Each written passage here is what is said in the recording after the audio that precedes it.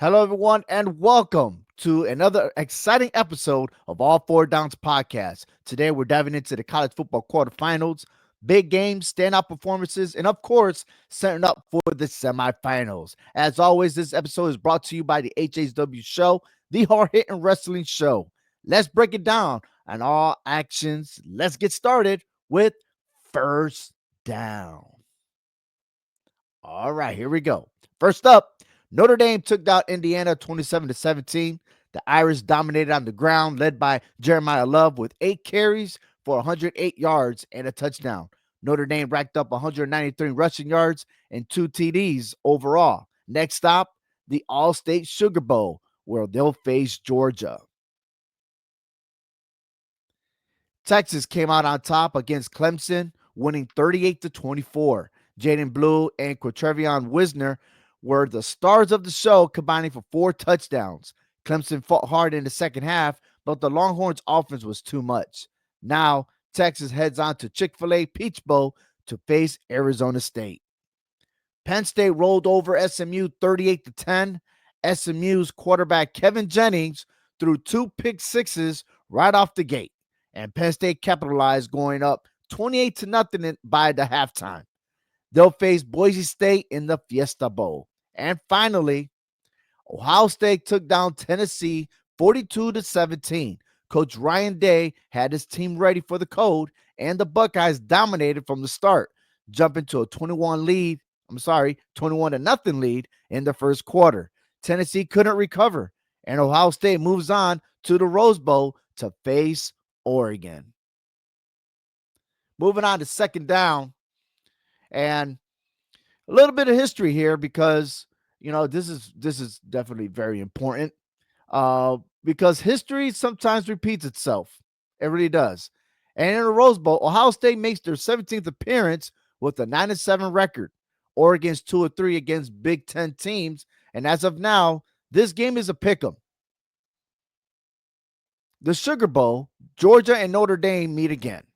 Georgia won back in 1981 in the Sugar Bowl, clashing 17-10. The Bulldogs are chasing their 10th win in Sugar Bowl history.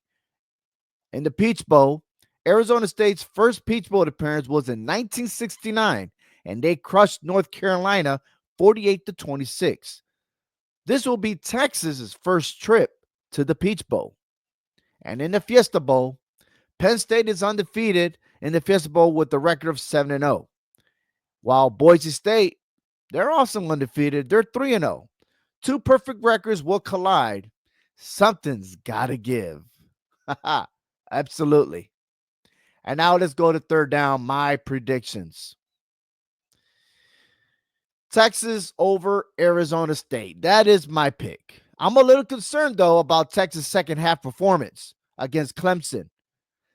They were outscored 14-10 and showed issues with penalties and drop passes, but their run game should help them dominate again. My next pick will be Ohio State upsetting Oregon. The Buckeyes are 9-2 overall against the Ducks, but they've dropped 2 straight in the series. Time management hurt them in the earlier loss this season, but I think Ohio State finds redemption here. Let's not forget, they beat Oregon in the first ever college football playoff national championship game. Next, Penn State over Boise State. That's right. Sure, Penn State looked strong early against SMU, but take away those turnovers, and they would have had to fight and be on their hands and knees trying to get away. Boise State, on the other hand, is well rested and has had time to study the Nittany Lions. This one could be closer than what people think, but I'm giving the edge to Penn State. And lastly, Notre Dame versus Georgia. Yeah, I'm going for my Georgia Bulldogs. Yes, Notre Dame relies on big plays, which worked against Illinois, but Georgia's defense is a different animal. With backup quarterback Gunnar Stockton likely starting, the Bulldogs need to lean on their running back committee of Trevor Etienne, Nate Frazier, and Brandon Robinson. Even with uncertainty at the quarterback position, I still think Georgia pulls through and advance to the semifinals. And as you see on the screen, my final four will be Texas versus Ohio State, Penn State versus Georgia, and it's going to be the battle between the SEC and the Big Ten. It's just what was supposed to happen, right?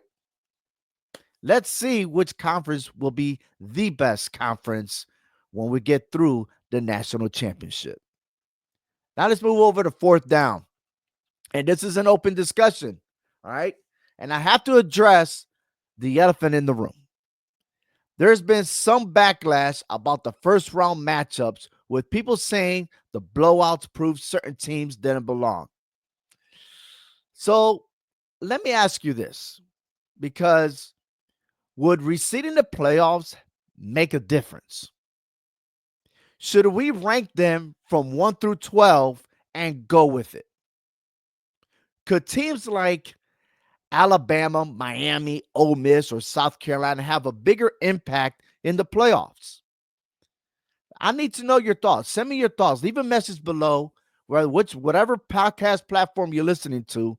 Leave a comment. I want to know your feedback on this. Okay, I would love to hear what you have to think or say. Really. Uh, would you prefer the seedings over the current brackets? Let's say if I reseeded everything, what would have been better to have Clemson versus Notre Dame, Boise State versus Indiana, Arizona State versus Ohio State, and SMU versus Tennessee? Should that have been the first round games? And should have Penn State, Oregon, Texas, and Georgia all four have a bye week? Now, this is my reason. I don't think that Penn State or Texas deserve to have a first round bye. Why? Because they participated in the conference championship and they lost. So why would you lose and reward them a bye week? That's my thing. I do like how you have to be a conference champion to earn a bye week. And who cares where they ranked? The top four should automatically be there. I think that the everything's set up the way it's supposed to be. Or if not, then why have a conference championship? Then people are going to sit out and wait their turn to get in there. Now, should we reseed each round? I don't think so. It might work for the NFL, but look at college basketball. They don't reseed every round. So why should the committee do it for football? I'm just saying. All right. And if Alabama, Miami, Ole Miss, or South Carolina could have made a difference, I'll tell you what. Why did you lose 3 games? Why? When you had a chance, Miami, you should have beaten Syracuse. Alabama, why couldn't you score a touchdown versus Oklahoma? Ole Miss, why would you even deserve? All you do is flop injuries, pause games. And when the games count, you don't win. You had an opportunity. Now, South Carolina, you had a slow start.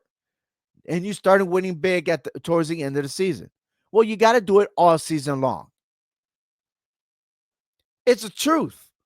Let's not complain. Let's not say, hey, oh my God, there was blowouts. There's been blowouts in professional playoffs too.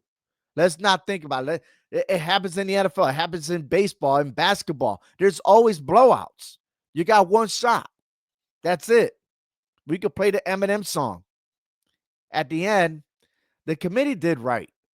I love this. And so what? They vote. They did what they had to do, and they won, and it's well deserved. Each team's well deserved. The matchups, it is what it is. It's like you take a number 1 seed versus a 16 seed. It's going to be a blowout. It's going to happen, right? Or we could have a Cinderella story. Other than that, the playoffs was best for business. It really is, and I like it, and it's fine. It's what it is. Now, when you want to tweak it and be the top 4 teams have a bye week, why play the conference championship? That's all I'm saying. What do you think? That wraps up my show, the All Four Downs podcast. Thanks for tuning in. And a big shout out to my peoples over there, HHW Show, Frank and Hector, to the CEO of Clovercrest, Joe Aguirre, and everyone, the whole family. And to all you listeners out there, Merry Christmas. Be safe out there. Please enjoy the holidays with your family and friends. And keep following for more college football coverage by me. As always, until I see you next time, I'm Ovi. Catch you on all four downs.